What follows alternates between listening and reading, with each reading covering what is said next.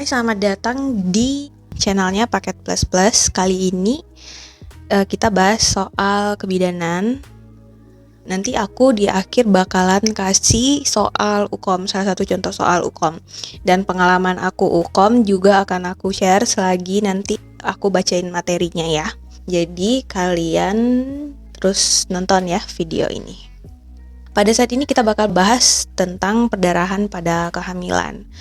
Perdarahan pada kehamilan ini biasanya ada yang disebut dengan perdarahan pada kehamilan muda dan juga ada perdarahan pada kehamilan lanjut. Nah, untuk pada video kali ini aku bakal bahas kehamilan muda, perdarahan pada kehamilan muda. Nah, perdarahan pada kehamilan muda itu adalah biasanya perdarahan per vaginam yang usia kehamilannya kurang dari 22 minggu. Ya, jadi kalau kurang dari 22 minggu terjadi perdarahan per vaginam, itu biasanya disebut dengan perdarahan kehamilan muda. Sedangkan di atas 22 minggu itu disebut dengan perdarahan pada kehamilan lanjut. Nah, untuk kehamilan muda tersendiri ada beberapa perdarahan yang kita kenal sebagai abortus, kehamilan ektopik, dan molahidatidosa. Nah, kemudian untuk perdarahan pada kehamilan lanjut ada yang kita kenal dengan plasenta previa dan solusio plasenta. Nah, apa sih yang untuk kehamilan lanjut nanti akan aku share di video selanjutnya. Nah, sekarang mari kita cari tahu tentang abortus.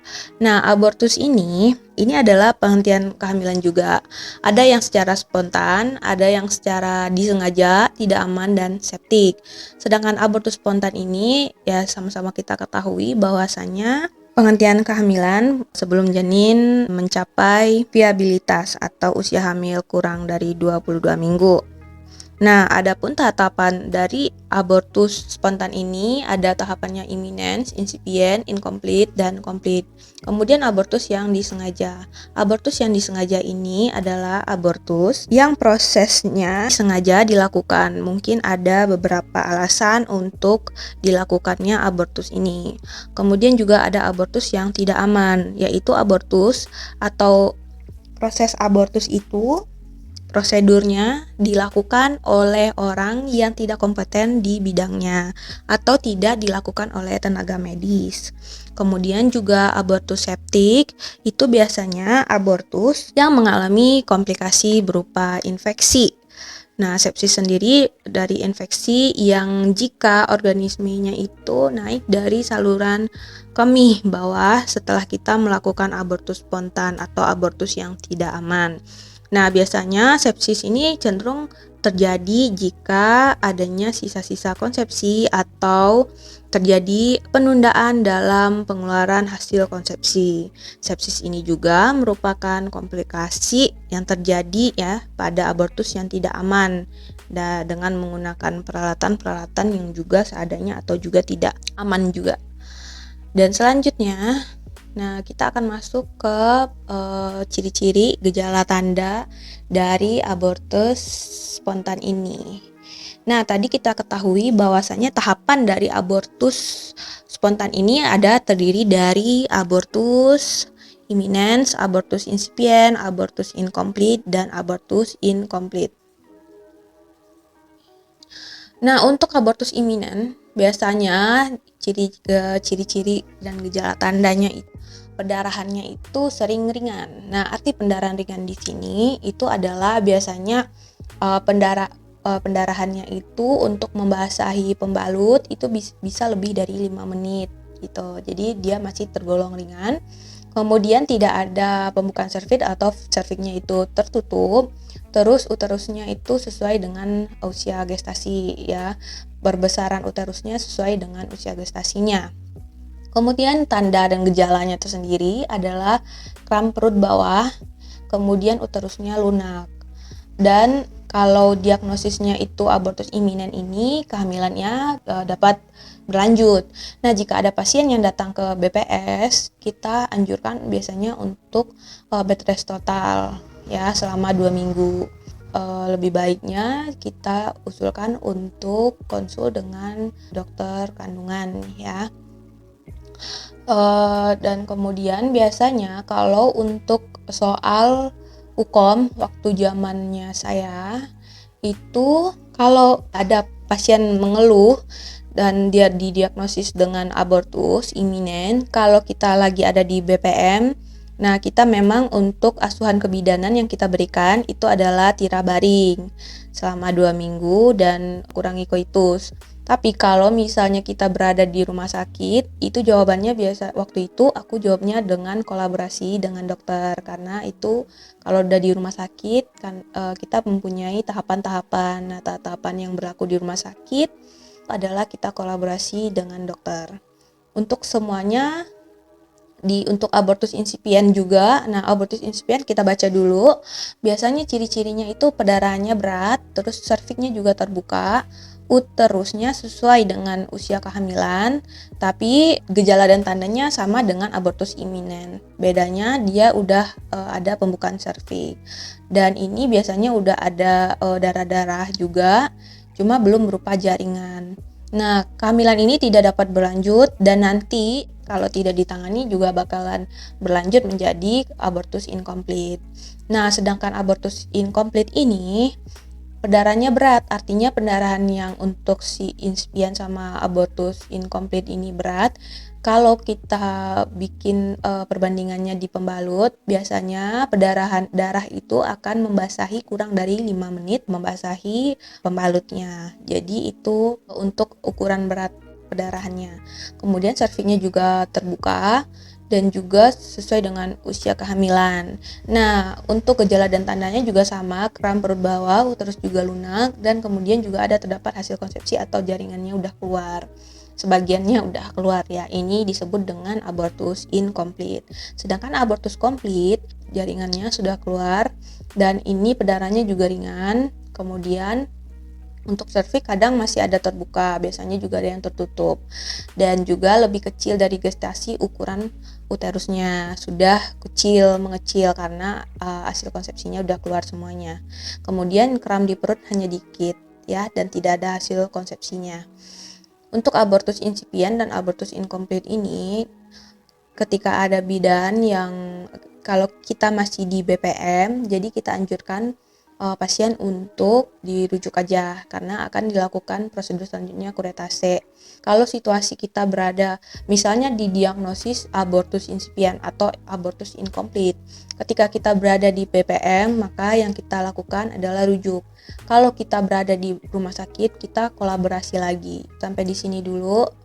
Kita lanjut lagi dengan masalah perdarahan pada kehamilan muda yang selanjutnya adalah kehamilan ektopik.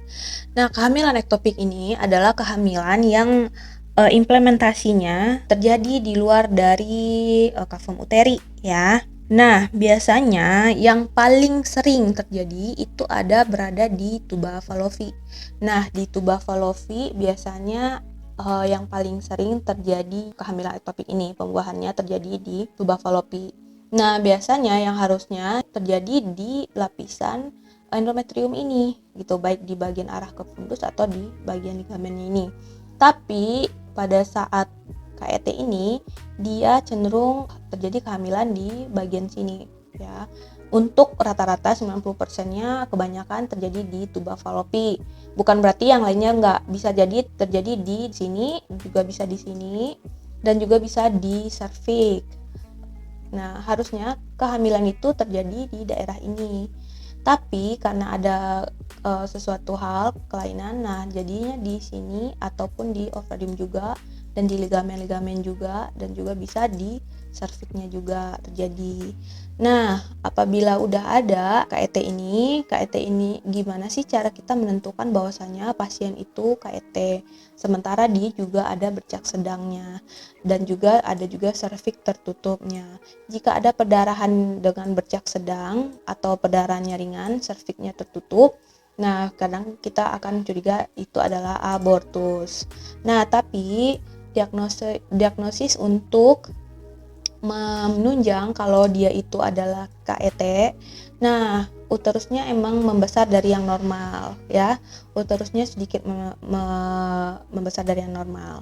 Dan gejala yang lainnya itu kadang ada yang saking pingsannya karena saking sakitnya nyeri tekan pada abdomennya, maka kadang ada sebagian yang pingsan karena terlalu sakit. kemudian ada nyeri di perut bagian bawah, dan adanya kalau untuk pemeriksaan dalam adanya nyeri goyang pada porsio. Nah, apa yang dilakukan oleh bidan yaitu salah satunya itu tetap rujuk. Kalau kalian ada di BPM, kalian harus rujuk. Tapi kalau misalnya kalian udah di rumah sakit, berada di rumah sakit, ya kalau pasien ini langsung masuk di rumah sakit, kalian harus kolaborasi dengan dokter. Nah, kemudian selanjutnya yang terakhir pada pendarahan pada hamil muda ini dikenal juga dengan sebutan mola hidatidosa. Nah, mola hidatidosa ini adalah proliferasi abnormal dari filichlorialis. Nah, biasanya pendarahan untuk mola hidatidosa ini cenderung sedang sampai berat ya. Biasanya serviks juga terbuka, uterus juga lunak dan lebih besar dari usia gestasi karena isinya itu kayak anggur-anggur.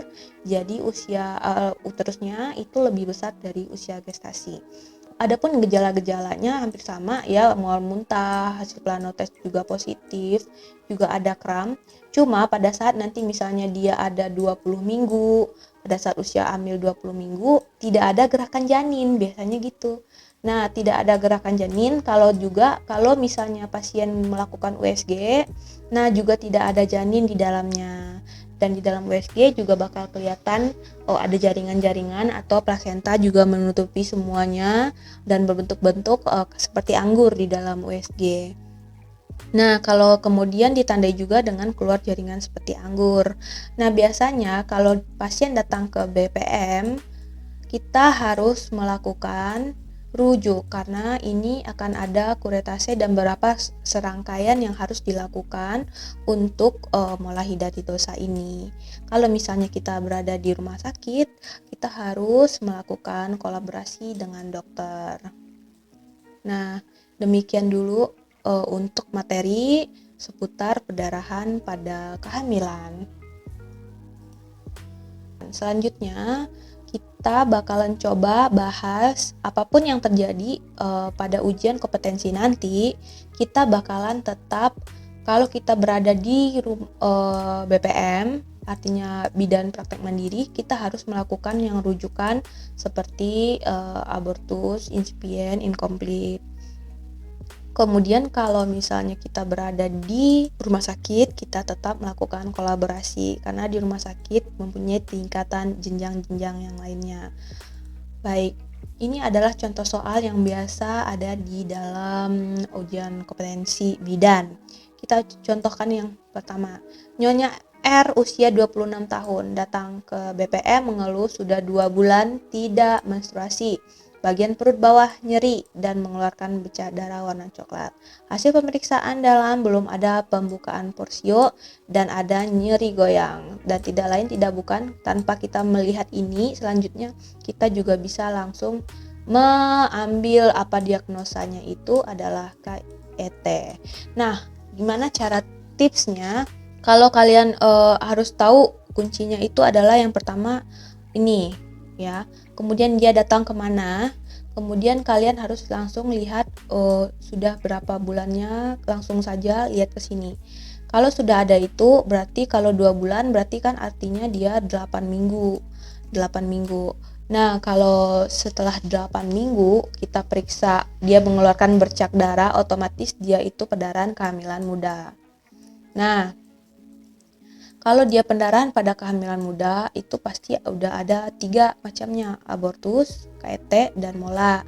Nah, apa sih yang membedakannya? Nah, kita lihat langsung aja hasil pemeriksaan dalamnya belum ada pembukaan porsio dan ada nyeri goyang. Nah, biasanya belum ada pembukaan porsio, nyeri goyang itu KET.